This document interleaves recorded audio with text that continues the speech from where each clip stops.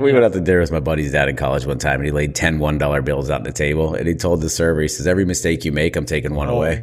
Oh, wow.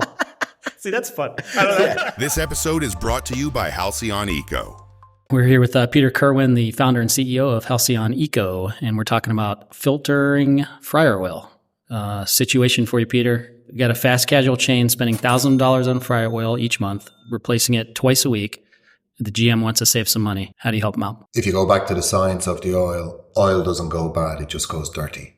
So what we have to do is find a way to clean the oil. So by filtering the oil through a 3-tiered filtering system, we can remove up to 80% of the microns within that oil, thus extending the life cycle within the oil. So if you imagine two 50-pound fryers, you're spending £100 in one change, £200 a week in your oil. We reduce that cost by 60%. You're now only changing it once a week, maybe even once every 8 days to hit the 60% cost saving. So if you're paying $30 a jug and all those jugs are now gone, instantly per week, you're saving $100 per week. Yeah, wow. You're saving 400, you're saving 5,200 per month. Then on top of that, you're also saving the man hours. You're reducing your man hours by 80%. So if you take on average, you're paying $20 an hour to your kitchen porter, $60 a week. Now that cost saving is gone completely because if you're filtering every single day and you're cleaning every single day. So your cost savings are constantly rising, constantly going up. Yeah. No, that's amazing. So if you want to find out a little more about the Halcyon Eco product and how it can help you save money in your operation, check it out on Restauranttopia.com. This is Restauranttopia. Welcome back to Restauranttopia. We are here with the normal crew. Not normal, the extraordinary crew. Wow, that's better. I feel, that's Anthony good, Hamilton. How you doing, buddy? Yeah, what's up, man? How you feeling? Brian Seitz. What do you know? And myself, Dave Ross.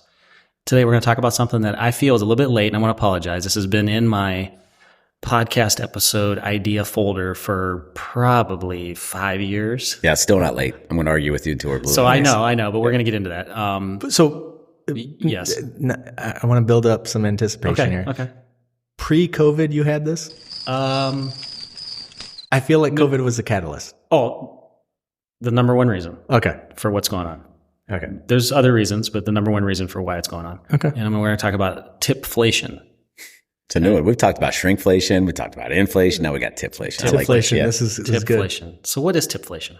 Lay it on me. It sucks is what it is.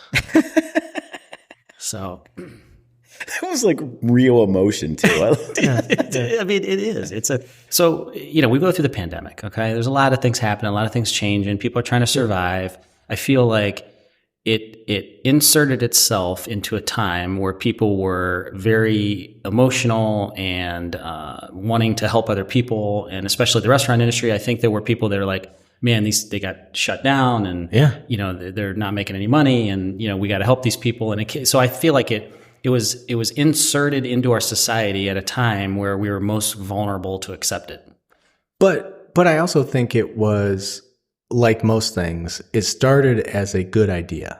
It started as a mechanism for everyone who still had a job to be able to give back to people who were adversely affected by. I disagree.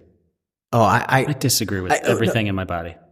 You think? No. Oh, I think it was. No, I think the plastic tip jar on the counter was a good idea. Okay. I think you inserting technology in a manipulative way that makes me feel guilty and spend more money than I wanted to for somebody that's maybe providing the service I want or maybe not, I think is BS. No, I think I think, and I know where you're going, but I'm just saying, like, I think what is like, it was, tipping is a good idea. I agree with you. Yeah. What happened with it being in your face 24/7 is not, it's not. It was a direct assault on the consumer to pull more money out of your pocket and give it to my business. Well, it's not going. So you're saying it's not going to the business. It's going to the employee. Well, I know, but why would the business do it? Because they don't want to give the raise to the employee. Okay, fair. At the expense of the customer. Absolutely. Very anti-hospitality, I might add. Absolutely. I would say the thing, in my opinion, and kind of just. And I don't want to keep interrupting you, but I'm a tipper. Like No, I'm the person who tips. I'm not yeah. the person that's like, well, it's 15.36%, and I'm gonna calculate them. I tip for good service. We went out to dinner with my buddy's dad in college one time, and he laid 10 $1 bills out on the table, and he told the server, he says, every mistake you make, I'm taking one away. Oh, wow. See, that's fun. I don't know. No, it's not funny, but it is. Like, telling it in hindsight's funny. When you're sitting at the table, it's not very funny. I assure you that much. It was kind of awkward as hell. Did you like have the disclaimers like he does not speak for the rest of us? Yeah, no, because we were young. He was old. He was footing the bill. We just had to sit there and take it, just praying she didn't make a mistake. I set her up for success every turn. It's like Yahtzee, you got me the best water ever. Oh, man. That was the perfect temperature. Do you want any changes to your order? No. I have no food. I may have a slight peanut allergy, but don't worry about it. I got an EpiPen. Anthony's like doing everything he can to save this woman. That's so true. I'm sorry. I'm stepping on you, Brian. I'm going to let you go. No. Go ahead. I think that the whole thing has been weaponized against the consumer in this new. Now you're speaking my language. Okay. It just has. Nice and hostile. But the technology companies figured out a way to make it easier and more upfront to be able to tip. Yeah, I wonder why. Well, no, but the employer figured out. Give you the secret. Okay. They're taking part of it. That's true too. But the employer figured out a way to keep employees, keep the employee happy by increasing their wages. Supplementation. Yeah, supplementation. However, no one told the employee that you are getting this because of service and providing hospitality and going the extra mile. And now it's less of a tip. It's just it's a fee. It's a service tax. Mm-hmm.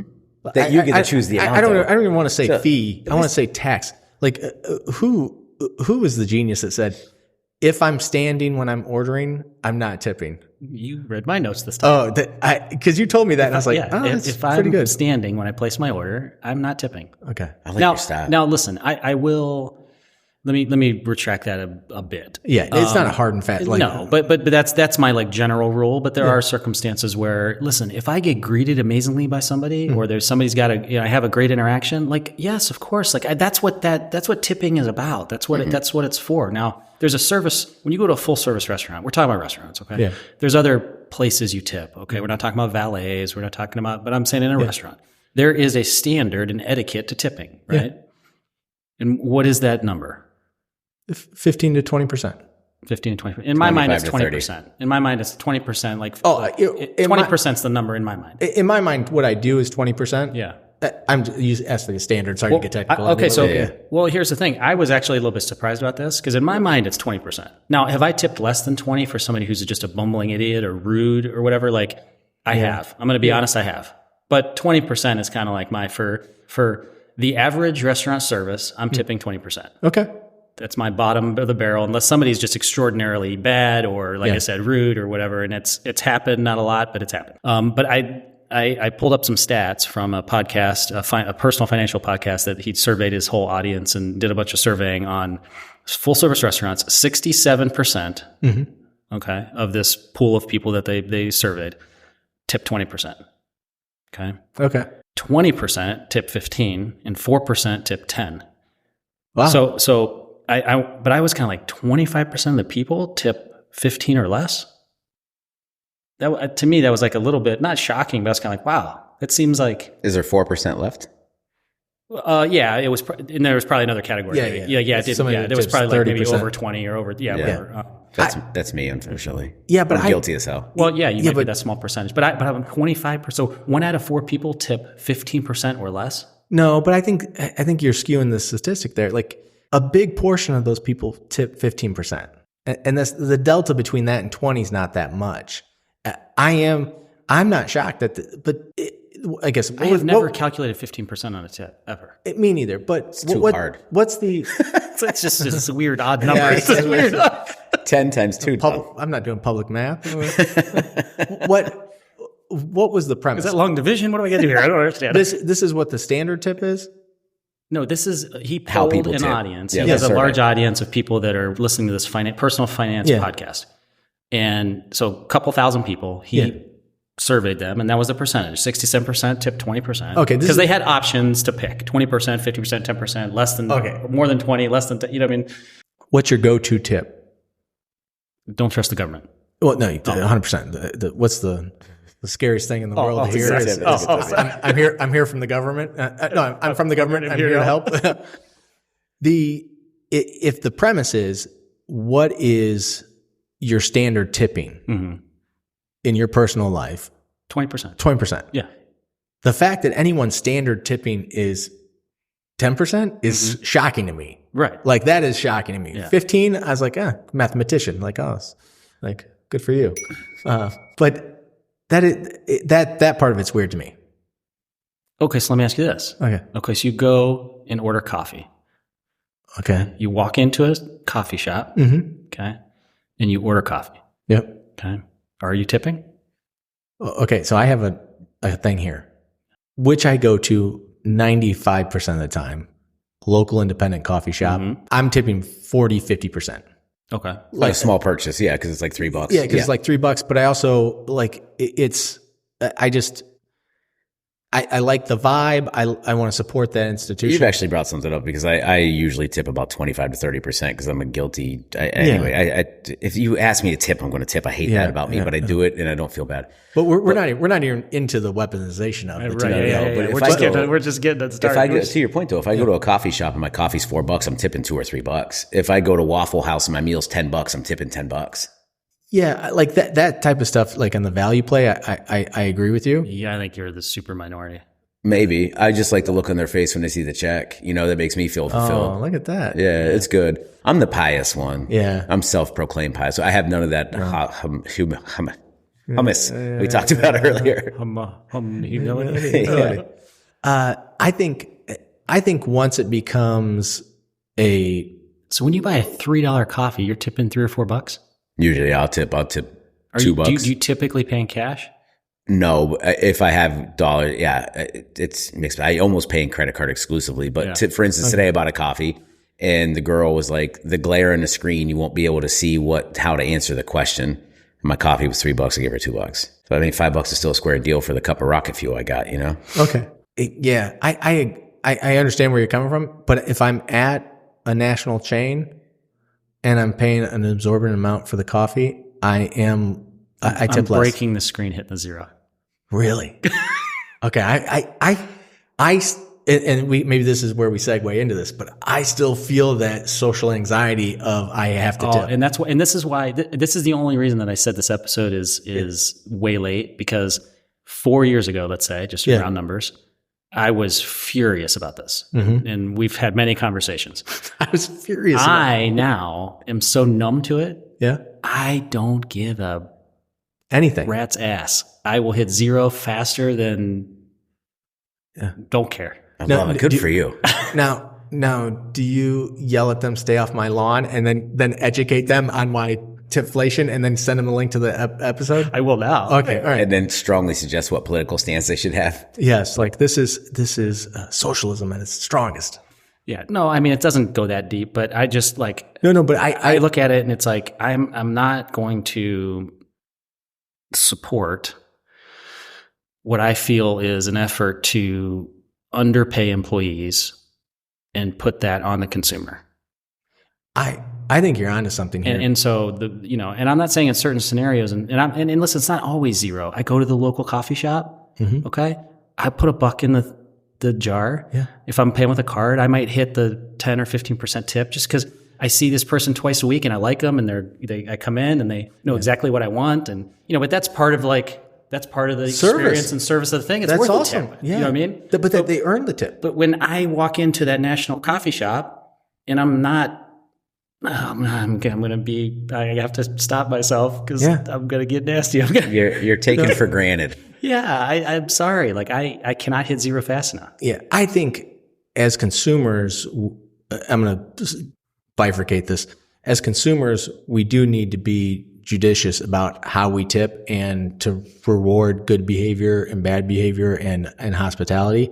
As business owners, I think we need to look at how does tipping make our customer feel, whether or not it benefits the employee and all that. Like that's well, I'm not trying to reprimand every operator out there. No. That's the deal. But I'm just talking as a total premise. But put yourself. I feel like we've all been suckered into it. The operators as well. Put yourself into the customer's position, and how does tipping feel? What kind of service am I getting? Are you coaching up your staff on how they interact with the customer? I think it goes back to the operator. Mm-hmm. So it just brought up something the other day. My daughter and I were talking about what to do for dinner. Mm-hmm. And I was like, well, you sure you don't want to go sit at the restaurant? And she goes, well, no, because it's going to be like 25 to 30% higher if we do. Wow. Mm-hmm. And I was like, I like your style. We're still going to the restaurant. But she was talking about the tip and a 3% fee. Yeah. Mm-hmm. And both, like, to me, it's like if we've talked about hospitality, we've talked about Danny Meyer talking about the only thing that matters is they leave with a smile. Mm-hmm. And then somehow we've let the need for wage supplementation supersede the hospitality notion. And so the very last thing I have the most amazing meal. I get hit with a check. Dang, that's expensive. And then I got to throw 20, 25, 30% on there. And then you hit me with 3%. I'm not leaving with a smile. I'm leaving with a womp womp, right? Like that's, even if the experience was good or above average, but it's still a kick in the shin on the way out, right, you know? Yeah. Like it's not, it doesn't bode well for repeat business in a market where saturation is an all-time high and customers are harder to come by than ever. Yeah, it goes back. We talked about this on a past episode recently, was the private room, and you have the automatic service fee of X amount as a to book the room. Yeah. Well, no, not that. The fee, the larger party, you're saying. The larger party tip. Like, cause I would have tipped more. Yeah. So I don't, and the other side of the coin, I don't mind the autograts. I think they're important because in my experience, I've seen how many 12, 15, 20 tops just stiff someone. Okay. And so, and that's what I need to hear because it's in there for risk. I don't understand. That came up. Because Brian and I were kind of like, like what was the reasoning behind that even becoming something? Working operations long enough, especially when you do separate checks on big parties and they're punching out of their weight class financially at a nice restaurant and they spend $200 and they leave $5 or they leave $0. It happens enough, and I've seen it enough that, and I've been at restaurants without autograts and I've been at restaurants with autograts, and I've implemented autograts for that reason. I need to protect my staff. It's not me being a cheap ass. It's about, I have to do something so you get fair wage. And it was never 30% or anything, but 20% industry average. 18 used to be 18, used to be 15. Right, but the autograt's there for a reason. Okay. I think I've officially changed my stance on that. Yeah. And it's important on nights That's like prom nights and homecoming nights when you have teenage kids because they don't understand it. Individually, they're pulling out a couple bucks a pice, maybe, even if they are tipping, you know what I mean, versus and all the running you do for catch up and everything else. Yeah. And that's a young consumer. Right. So but as far as like the dichotomy of consumers, like you have different traits. And that was just one example. There's multiple different examples. If you work in operations long enough, you're able to typecast certain customers based on their demeanor sitting at the table. You already know what's going to happen. Yeah. So you got to put in some protection. You had, Anthony, a thought right before we started about a national coffee chain. You wanted to talk about a story, I thought you said. Yeah. So talk about, the intention of the operation. Let's assume that it is supplementation of tips, right? So this national chain that we all kind of go to sometimes. It's to the point, if I go to my local one, the girl will lean out the window, hand me the thing and be like, it's going to ask you a question. Like, it's so awkward for her. Mm-hmm. It's not comfortable. Again, anti-hospitality. And then one girl figured it out. I don't know how she figured it out. But I mean, she does what you do probably. She never hands me the thing. And I probably go there once a week or maybe twice a week tops. It's convenient and I need midday pickup. She takes your card, puts it in there, hits 0 herself and just gives you the card back. And I'm like, yo, that's making a statement. She would rather not have the money than have the awkward exchange. Yeah. And I want to hire her because I'm like, I don't know if she's doing it on purpose or she's doing it for herself, but I'm like, you have hospitality. Back to our episode about having the difficult conversation. I wonder if they're tip pooling and she's just like, hey, everyone else does it. I don't need to. Yeah, that's true too. That's interesting. Yeah, who knows? Either way, she's taking a stand and she's doing what's right by her. She doesn't agree to the move. She doesn't feel good doing it. It takes away from her positive experience, which I would say from an operations standpoint, if my customer-facing employee is not having a good time, it's going to be a bad customer experience.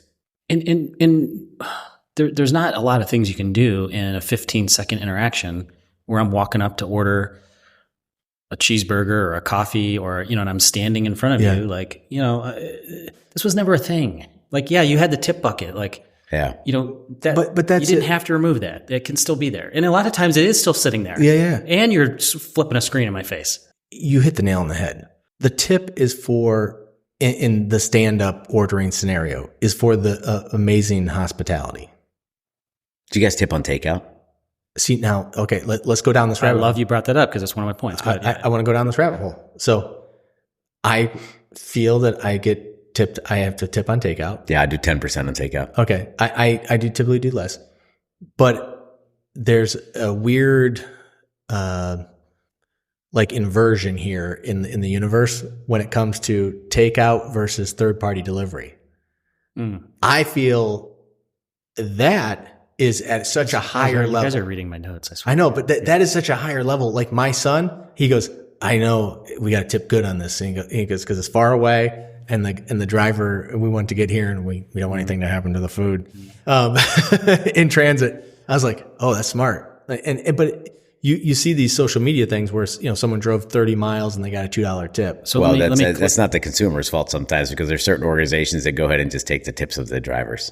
I was just going to say that. Yeah. There's a company out there that it's a big one. In you tip big, and the driver's like, I got this much. Like I've had several interactions with myself and different people that have noted that what the driver's claiming they get and what you tipped is way different. My partner did an experiment on it. Yeah. Big order, dropped a big tip, asked the driver, how much of this did you get? It was paltry. And then what happened too how is that possible? That should be illegal. Well, they call it a service fee, not a tip.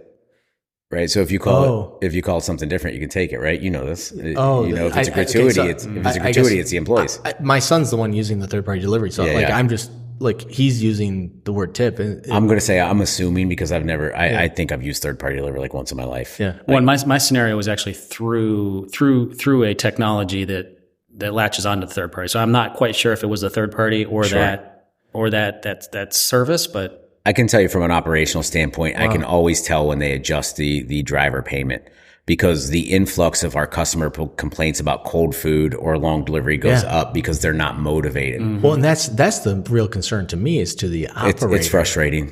The operator's being punished because the platform is not properly compensating. Yeah. The most integral part of this whole operation, other than the restaurant, is the driver getting it from point A to point B. Yeah. And you're not gonna comp them. So here's what's funny too is they dole out what they feel to be fair compensation, and they take their cut. Let's say it's a service fee and not a gratuity. Okay. So then the drivers start double dipping. So what happens? They show up, they grab an order, they accept it, and they're like, accept another order with a different platform maybe, because I don't think you can accept two at the same. And then they'll wait 10 or 15 minutes for that second bag, right? Yeah. And then by the time the first customer gets that bag, now you have avoidable wait times, and you have conflict with your metrics. And then what happens with your metrics is the third-party delivery platform sees that you have these avoidable wait times, and you get pushed down the list in the algorithm. It's wild, dude. So then what happens? You got to hire a third-party consultant that can help you with third-party and navigate these things. And that's a whole other episode. Yeah. Sure. And we've actually found a good third-party consultant. Yeah, I want to talk about it a little bit. But wow, I mean, I talked to him the other day. His name's Albert. What's the company called? PRS, Prosperity Restaurant Solutions. Okay, but I was like, all the things for this one customer we had that he was working on, it blew my mind. Like it's well worth the money because it's so cheap comparatively, just to get the voids back. But again, if you're going to talk about it in your episode, I won't go off on it. Well, let's go back. Let's stay on tips and go back to the takeout. So you're going to pick this up. Yeah. So you place the order by phone, online, whatever you do, and you're going physically to go pick it up. Okay. I'm using my car, right? You're tipping 10%.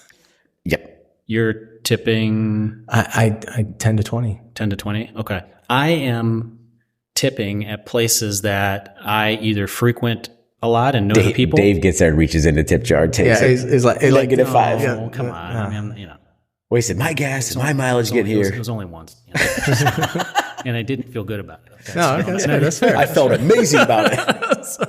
So if it's a place I frequent a lot, I know the people like that. I will $5, which is still solid. But I will tell you, like, majority, not majority, because it's not like I'm doing takeout all the time, but like if it's just a random place that's a national chain or whatever, and I hate to, I'm not trying to abuse national chains here, but I'm just saying, like, if I don't have a connection with this place, I don't leave anything when I go pick it up. Yeah, I also wonder, and maybe Anthony, you can articulate this. Think about it this way. Are you and this is the craziest thing, like the tips versus what the front of the house get, back of the house get. Whole another episode, whole other season, But again, like what went into packaging up that meal, like 20%? I don't know. Like to me, it's. I love you're in the industry, and I'm not saying you shouldn't do what you're doing. I love it. I'm just saying I'm not doing it. Listen, I only do 10%. Brian is over here doing 20. I think I need to put in the show notes legally, because I'm assuming it's tip pooling. Where does that tip need to go? So as another well, what aspect of it is tip pooling? What do you mean? Well, so I'm on your online ordering platform through your website. Mm-hmm. I'm doing pickup, and I'm doing $10 apparently on my $50 order, and I'm picking it up myself. Where does that $10 go? It doesn't go just to Sally who handed me the bag. That's a good question. It has to. I mean, legally, unless they're setting themselves up for an audit. If it says tip or gratuity, it's got to go to tipped employees. Period. That's what I'm saying. Service fee goes anywhere. But does it go to? Is it shared? Is it shared amongst the front of house people? Yeah. Generally speaking, if you have 2 or 3 people working that takeout counter, and in some locations you just have one dedicated person. Okay. And then others, it's a band of people that do it. Mm-hmm. So. I guess that's right. Like there is a multitude of configurations for this. Like high volume to go restaurant is going to have takeout restaurant is going to have a dedicated person. Okay. Mm-hmm. I'll do a diagram. But again, I would not be surprised if I find out that so many operations just keep that money. I would be surprised by that. That they do keep the money? I would be surprised if they keep the money. Yeah. I wouldn't be. I've seen some things. Yeah, I've seen some things, but that would be illegal. That's 100% illegal. Yeah, so don't do that, folks. No, absolutely not. Yeah, it's not worth it. Give it to your staff. Yeah, 100%. Give it to your staff because it's legal. Yeah, and it's also ethical. It was a tip. It was their money. And also, I want to kind of bring this full circle a little bit. Like, as operators, we should be training our staff to provide excellent hospitality. Yeah, and the tips will come. It's like. Make really good food, and the people will come back for more really good food. Right. Mm-hmm. Yeah. You see how easy that is? Yeah, for sure. So, I know I wanted to bring up in a past conversation, Anthony, you had talked about a flat service rate that someone had done. It was a very prominent restaurant, maybe in New York. Yeah, I think it was years ago. Danny Myers tried this. Thomas Keller's tried this. Alice Waters, to my knowledge, she started out Chez Panisse, and she called it Sustainable Kitchen. This is one of the first classes I ever had at culinary school, so the fact that I remember it is wild. But she tried that at one point in time, where she's like, "Look, we're a sustainable kitchen. There's a service fee added on. I'm divvying up the tips to everybody." Yeah, she lost to our servers. Yep, but I couldn't keep them. Because unless everybody does it in concert, it's not going to work, right? No, so it's the front of house, back of house divide. Well, not only that, but it's like, okay, so I'm going to make a little less money as a server because you're divvying up the tips to the back of the house too. The restaurant down the road, I'm going to make 25% more working there, so I'm just going to go work there. Yeah, a good idea. Oh, it's great, but again, it has to be in concert. Unless the industry has a renaissance, it's not going to work. But again, is it fair to the tipped employees who are benefiting from this to say, hey, look, you guys are getting too much. This isn't fair. We're going to take a lot of money away from you and give to other people. How many people are going to raise their hand and be like, yeah, that's cool. Yeah, right. But I'd be surprised. Probably 1 out of 5 servers would be okay with that. But, or bartenders or whoever. But I don't think the restaurant. 20% of your staff doesn't keep the restaurant open. Correct. And the other thing is you can't take the tip credit at that point too. So it actually becomes very expensive to operate because your labor just increased exponentially. And they're okay with it, like verbalizing it. But are they going to be in the industry a long time? Are they actually it's one thing. It's easy to say. It's harder to actually live that life. Yeah. No question. So are there any other alternative models that you've seen out there outside of just blatant tipping? Like, is there, and I guess more for those situations that aren't traditional. Because again, full service restaurant, I think there's an etiquette. I think there's a standard. I think that even though there might be some cheaper people than others, But I think of it like this, maybe.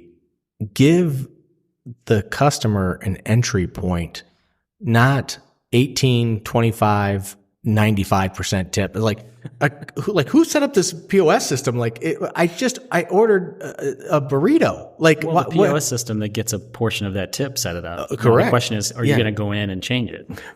But shouldn't there be an easier, just like, all right, here's 10%. 15%, 25%, or 20%. Right. Like, Well, I think they got to swing for the fences, right? Like, no, I know, but like, again, they're do in they it again? for. but do they have to? Like, Yeah, they're in it for credit card processing. They get a percentage. Of course, they're going to swing for the fences on I one. know, Just but- maybe. No, we're talking about the operation, though. yeah. Oh, yeah. Versus, like, we get why it's the default setting. Yeah, you sure. know? Yeah. But But you know, like, yeah, you should be able to maneuver those. You should be Yeah, I able to would think so. program those, Yeah. of course. So again, that's a takeaway. Like, and again, a lot of things we talk about, like, we could talk. Listen, we love to hear ourselves talk, but if you're going to listen to this episode and then think of how it applies to your restaurant and what you can do, because we could be talking to a coffee shop, we could be talking to a bar, we could be talking to, you know what I mean? Like all these things, like there's a whole nother realm of things like at the bar. Yeah. Where I've been to many places that the bartender will over pour or not ring up drinks and do whatever you do. Remember Kim's in Buffalo? You had to go to karaoke, so we went way out in the outskirts of town. And when we walked in, we were all like kind of dressed nice, and the records. You said the name of the place. I'm like, oh. The record scratched, and everybody looked up. It was like, and we walk in, and then we order around. she's go to high school with those guys. Yeah, exactly. No, that's how it was. That was exactly what it was. It was right out of a movie where like. So we walk in, and the bartender's a little standoffish, like, "What are you guys doing in this part of town?" She's like, "What can I get for you?" Like, we're brown. And we ended up ordering Budweisers, right? Because that's all they had. Yeah. So like, we want 10 Budweisers, and whoever ordered first tip like $10 on 10 beers. We got the best service rest of the night. It did get better. It was like unbelievable. Yeah. Oh, dude, it was unreal. Like she was coming out passing hors d'oeuvres and like rock stars. Yeah, dude, it was amazing. It was, I don't know. I felt just like walking, just making it rain ones, you know? Yeah. But I'm saying those bartenders that this isn't a new trick where they will over pour, they won't ring up the drink. And then you spent X amount of dollars in your head and you get the bill and you're like, that seems really low. Mm-hmm. Yeah. And why do they do that? Yeah. So we deal with that a lot in family restaurants with sodas. And the mentality with the servers, I'm guessing I can't understand it, is they won't ring up the servers to help the customer. Like, hey, hook you up, hook me up. You know, sodas are always the one. So we actually take time with our managers to make sure they're auditing guest checks and make sure all the sodas are rang up. Mm-hmm. Yeah. How crazy is that? Yeah. And so like people will just pay for the soda and then tip on the soda too. You could do that and not steal. Yeah. Like you don't have to steal, but the whole premise of your scam is wrong because yeah, exactly. the customer's probably going to tip more with an increased check size. You're putting a lot of faith in their fact that and they your noticed. little like wink and nod, like like, oh hey, by the way, you're soda's on me. You're a co-conspirator in this larceny that I'm engaged in here. But I would appreciate you increasing my tip so that we know that the equation is even. So you're stealing, I'm stealing, all good. Like, what's wrong with people? Yeah. Yeah, it's funny. It's great. And from an operational standpoint, how did that place go out of business? I don't understand what happened. It's called OPM, other people's money. Yeah. It's like, well, if you wouldn't stop stealing soft drinks, they could have made a profit. But you got to figure too, like, if they got a $16 bill and you got a $4 soft drink or whatever, right? That's like 25% of your revenue stream. You know what I mean? It's no small. Well, the food cost on, the food cost on a soft drink is pretty good. Well, idealistically, but your staff drinks it, so it goes up a lot. Like you don't. Well, apparently now they steal it too. Like, well, yeah, but I mean, it's free refills for 8 hours for a cook. How much Mountain Dew you think they're drinking? And I'm telling you, you should measure it in gallons. Okay, right. So your cost is good, it theoretically, but your actuals are, cost of doing business gets lumped in there. Anthony's going to insert a pin on the fountain drink machine, like 19-digit code. Little credit card tap. Yeah. It's like, wow, we got a retinal scan now for the fountain drinks. Yeah, you get one. So okay. So to wrap this back around to tips. So be intentional on how you do things. Okay. Like actually audit how how this is done. Be a consumer of your restaurant, of your coffee shop, of your bagel place, of whatever it is, whatever establishment. I love it is, that advice. If your consumer's got to stand up to place the order, as I say. Yeah. Like what is appropriate? What do you feel good about? Putting out into the world. And there's no right or wrong answer. Listen, I have my opinion. It's fairly strong, as you've noticed, but I agree with that because I think what you have to do is not only your sale price is part of the value proposition, but if you're an empath towards your customer experience and you're like, okay, is this bagel worth $6 plus a tip? Now my bagel is $7.50. Is it worth $7.50? You got to consider that. Yeah, for sure. Smart. Yeah. I think you guys are onto it. This isn't about Dave being old man Ross and, get off my lawn. I'm not tipping. This is damn kids. Yeah, like This is young people. This is about what does your customer experience? My thing, and my what favorite, does that look like? Agreed wholeheartedly. And my favorite thing about this is so uncharacteristically Dave. If you know Dave, Oh yeah, he's the kindest person ever. the kindest, most non-confrontational, generous person you'll ever meet, except for tips. I am You a better tipper. not have a Listen, green apron on because you're zero tip. there's so much more I want to say, but I can't say it. So that's a different podcast.